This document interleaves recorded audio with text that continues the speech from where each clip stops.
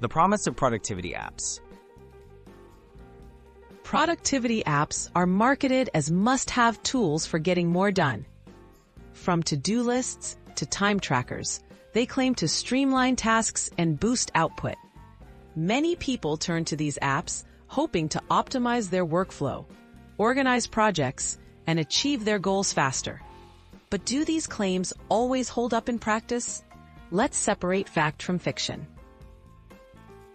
Myth: more apps always mean more productivity. It's easy to assume that having more productivity apps equals better results. However, using too many tools can actually lead to fragmented attention, wasted time switching between platforms, and duplicated effort. Studies suggest that over-reliance on apps can make managing tasks feel overwhelming instead of empowering.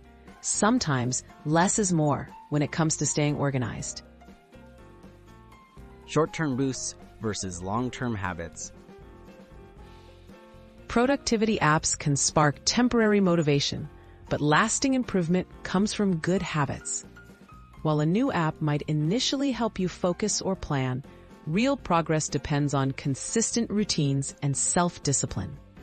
Experts recommend using apps as support, not substitutes for building sustainable productivity habits.